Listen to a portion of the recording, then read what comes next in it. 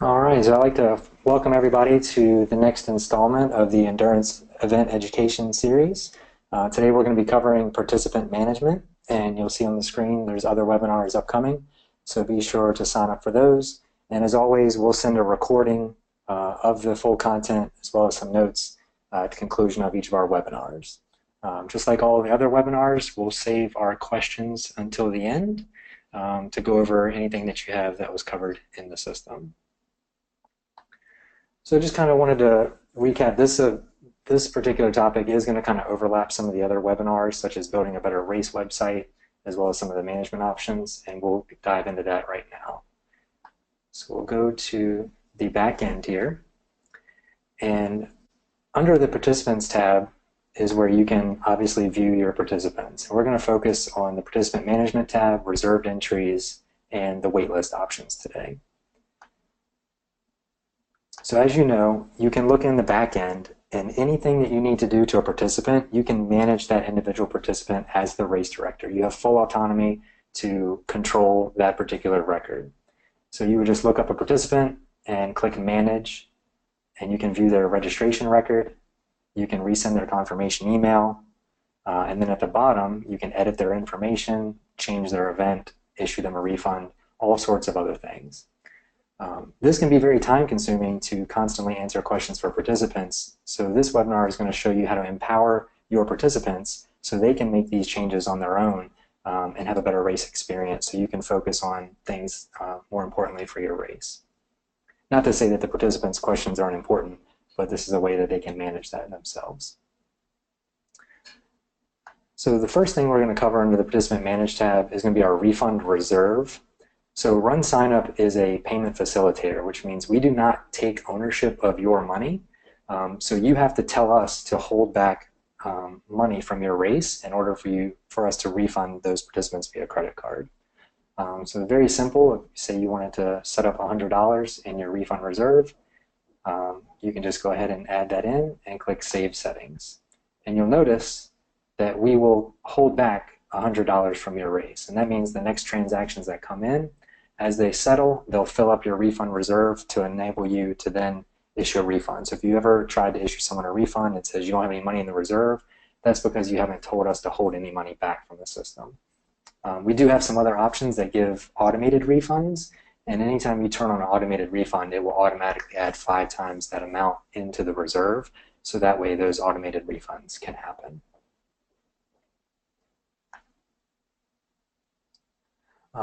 So now we'll cover some of the options that you can extend to participants to make changes. The first one is participant info.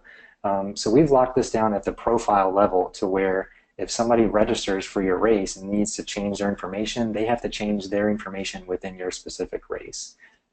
This can help mitigate any type of issues. Somebody might try and just change their profile name as an event transfer rather than actually transferring their registration.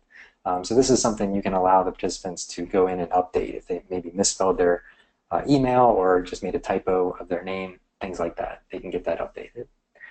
Again, all these options are off by default, so you would need to come in and enable these options. And then in any circumstance, you can always, as the admin of the race, override those settings. So we're just going to click Save here, so that way we can show you the participant end later. The next option is really good as far as participant management is our refunds and refund policy. So you don't need to enable refunds in order to actually give a refund through your refund reserve. Enabling refunds allows participants to give themselves refunds. So if you have like a healthy waiting list on a race, one way to get people off the waiting list and into your race is to allow people who have already entered the race to be able to refund themselves. So you can turn this option on to enable self-refunds. We also do have a refund policy that you can add, and this is very helpful against any chargebacks. If a participant says that they don't recognize a charge or they didn't actually do it. By adding a refund policy to your race, you can help fight those chargebacks and even give options here to make them check a checkbox at checkout, or they can even type in their initials. And so these are all different options that you can set up here in the refund policy. And this refund policy will also display on your dashboard. Sometimes if you do a refund in the unfortunate circumstance, you have to cancel your race or you have a large amount of people that need to be refunded, we do have a nice bulk refund tool where you can just plug in the registration IDs here in the system, and then it gives you some options if you wanted to include the fees from the initial processing fee. And any type of refund that we do in the system, there is a $1 charge for us to access that, and you can pass that on to the participant or have the race pick up that fee as well. So this is one of the more advanced options, and we'll put some more notes on the system so you can see how to do this. One question I do get a lot is event transfers for races that have multiple different events. A participant needs to make a change, and maybe they're going from a race that is less expensive to a more expensive race. RunSignUp will automatically charge that difference for you. All you need to do is come in here and enable event transfers, and then there's a bunch of different options where you can set a cutoff date, before you assign bibs or things like that. There's also some other options if you want to allow them to transfer into full events, or if it's part of the same cap, and you can even allow them to transfer into event even if registration is no longer open. Down towards the bottom, we also have a matrix where you can add specific transfer rules. So maybe I do want to allow somebody to transfer from our 10-mile run to the 5K, or from the 5K up to the 10-miler. And you can even set a specific cost for that transfer, regardless of the difference that was paid. We also have a prohibited transfer. So maybe you don't want people to be able to downgrade from the 10-miler to the 5K, but you want them to be able to upgrade from the 5K to the 10-miler. You can add those options as well. Any of these settings are going to be available at the event level, or you can use the overall settings. So we'll just click Save Settings here. Go on amount. And a cutoff date. It's going to be required as well. So you can charge for these event transfer fees. I don't typically recommend it, but it is an option to allow participants to transfer themselves in addition to the cost difference. The next option will be race transfers. So this is helpful if you own multiple events or maybe have a race in a series. Maybe you have a strict no refund policy, but you would allow people to transfer to another one of the races that you're providing. A participant can then be able to transfer to another race. So you would need to be the race director of both races in order to add the different events that you're allowing them to transfer to. But there's different options here where you can give them a number of days prior to the event that they can transfer. And you would be able to select which particular races they can transfer to. Also helpful, you have a custom option message to let people know when the transfer is allowed and what the message is if a transfer is not allowed to a particular race.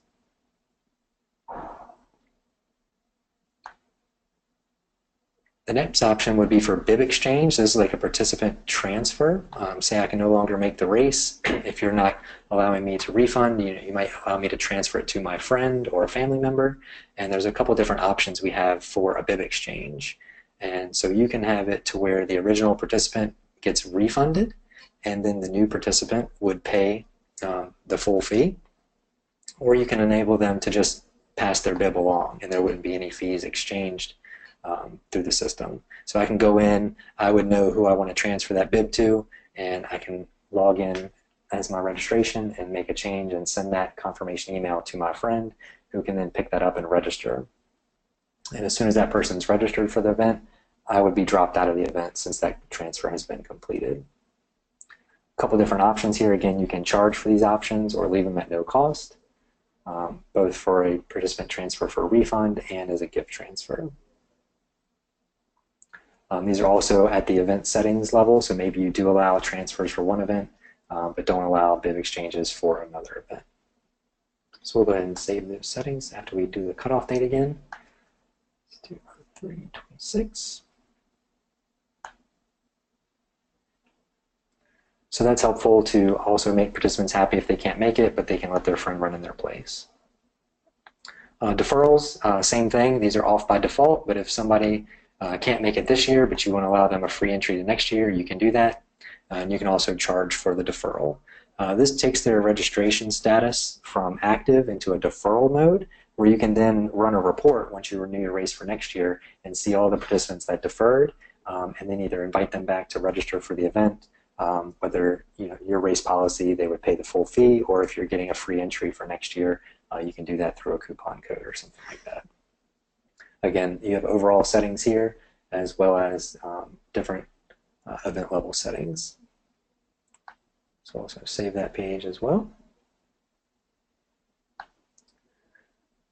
Next option is giveaway management. This is one that I think is really popular to turn on. A lot of times people will register and they're either really excited to register or didn't really look at the options, but maybe they want to come back and get a different t-shirt size. This is a very simple one where you can put your cutoff date as the same day as your t-shirt order. So that way it's irrelevant to you what shirt size they selected up until this date, and you can allow them to go back in and change their size from a medium to a large or what have you. So we'll turn this option on as well. If you do offer any registration add-ons, participants can also go back in and manage their add-on. This is super helpful by giving participants the option to do it, because a lot of times add-ons are charged, and if you're making the changes on the back end, there's no way to charge for these differences. So like in the case of an event transfer or an add-on management option that costs money, you can do that change as the admin on the back end, but you can't charge for it. The participant would need to do it on their end if there's a cost difference for that option. So we'll turn this on, and I'll just allow add-on management for the race. There's an option here. You can make it to where they can remove options that are already purchased or not, to kind of lock down your settings, and you can do this at the specific event level as well. Question management is also a good option to also turn on. Any questions you ask for the race, such as emergency contact information, or any particular options that you want to ask, can be offered here in the question management. And they can go in and edit the questions up until race day if needed. So we'll save that as well. And if your race offers corrals, again, we have a corral management option. Again, they're really straightforward. All these are off by default. You just come in here and allow them to change their estimated time. Or if you're offering the ability for them to choose their own corral, you can even have them edit their corral. So you're starting to see a pattern here. It's very easy to turn these options on to empower your participants. Bulk race transfers, this is a really neat one. If you are a race management company that has a series registration, maybe you offer a discount for everybody to register for the series, and then you have individual races that people can sign up for. This is a bulk race transfer where on the back end you can kind of dump everybody into those particular series. You would just find the registration IDs, plug them in, and it'll walk you through the import process to transfer those into each of the separate races. So those are kind of the participant management side of things. Let's look at the front end. If I was a participant, things that you can offer here for your particular race. So covered in our Building a Better Race website series is how to plug in a widget on your side, on your race, and you can put it on the sidebar and edit registration widget. And so you've seen we've gone through the back end and kind of turned these options on. Now when I come to the race page and I need to make an edit or a change to my registration, I'll be presented with my individual race confirmation. I can send that confirmation email to myself, and I can view my information, the waiver, I can transfer an event, and all those options that we actually turned on will be available to me. So say I come in here and I have my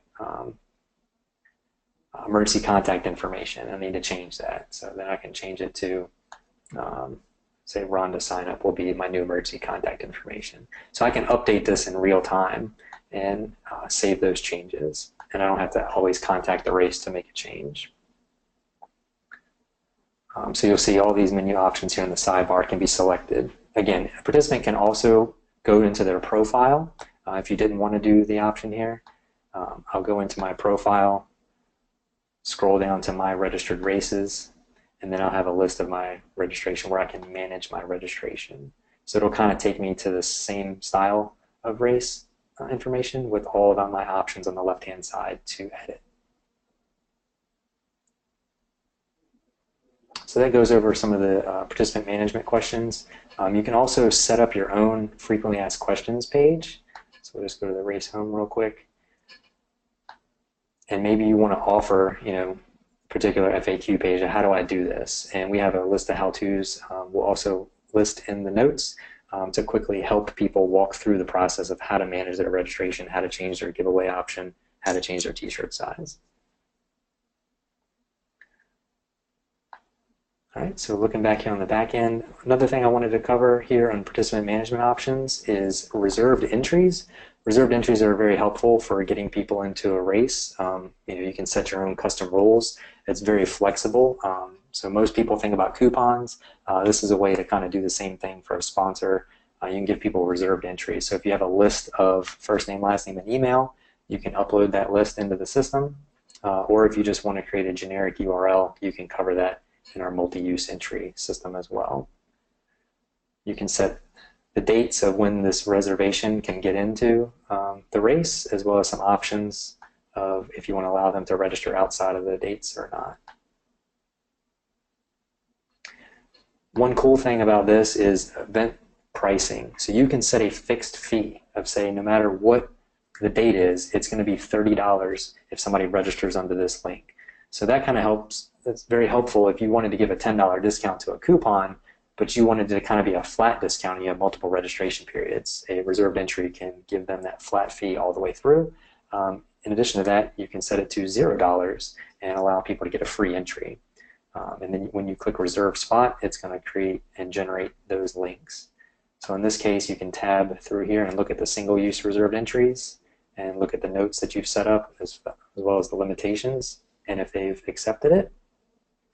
And then a multi-use reserved entry would give you that special share link with the token as well as all the notes on the system. Last topic I wanted to cover is a waitlist. In order for the waitlist to be turned on, you first have to have a participant cap. So I'm just going to use the menu search here and just type in the word cap, and that's going to pull us to our participant cap screen here. So as long as there's an individual cap on a particular race and that cap has been met, the waitlist will kick on.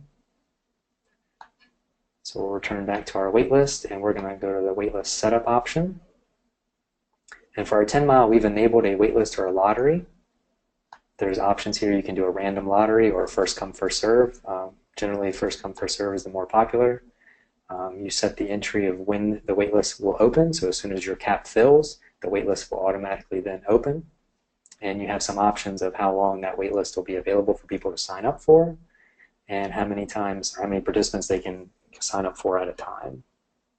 The selection settings, again, the selection settings here are in the past, but this means that once there's a spot available, it's going to automatically select people from the waitlist.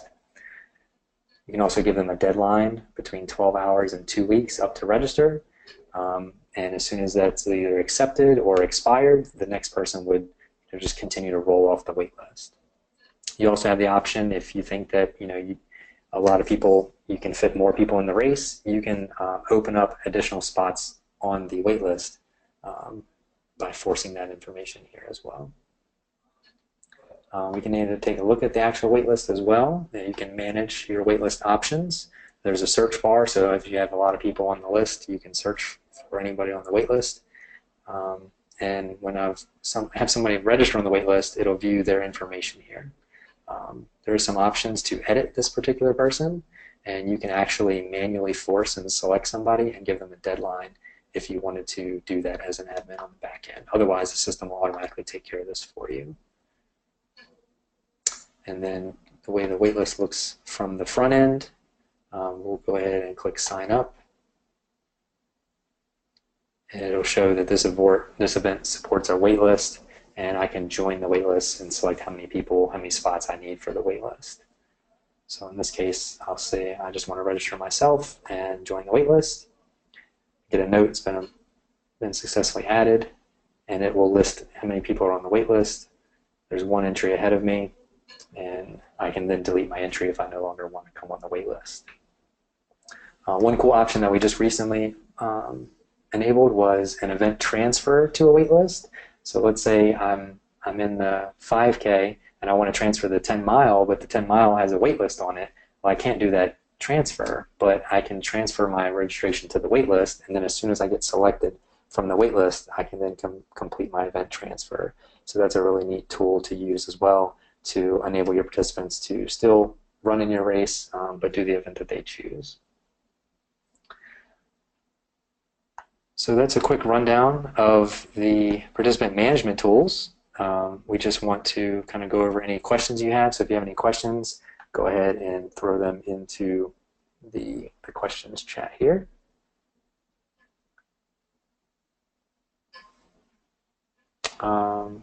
Kate, not sure if you were able to get your technical difficulties, but we'll send the recording for you. That way you can watch the webinar.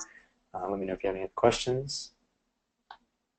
Next one, what is a corral? A corral generally is a grouping of individuals. Like larger races, you'll see that they've kind of segment their participants into different waves, I guess you would kind of, another way to put it, where you have a lot of people on a small course, and the corral management tool. Not sure if we're covering that in another topic, but under the Go Race Day tab, we have corrals that you can set up a corral based off estimated finish time. Maybe you put your faster runners at the front of the line, slower runners towards the back, and you can set up different tools that way. So if you have any more questions on corrals, if you think that'd be useful, definitely send an email to info@RunSignUp or your account manager, and we can help get you that set up for your race.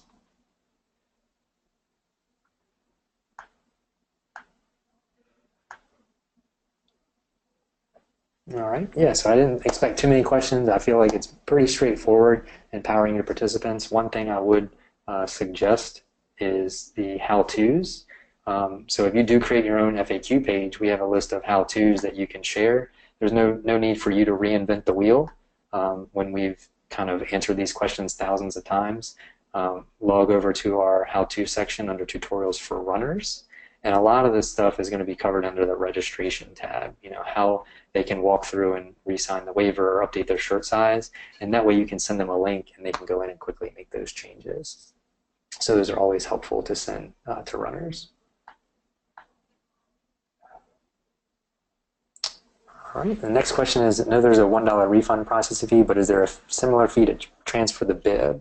So that is actually up to the race. The race, you can customize your own transfer options.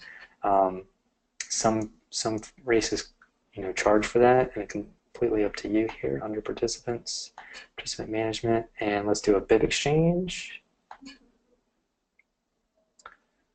So you can charge for here, and you can actually choose who pays that, whether it's the participant who's receiving it or giving the transfer. Or you can do a gift, and then you can also charge for a gift transfer. So in this particular, if you are refunding them, then there's still the $1, but you can charge for that if you wanted to. So different kind of, whatever way you wanted to slice that up, you can do that.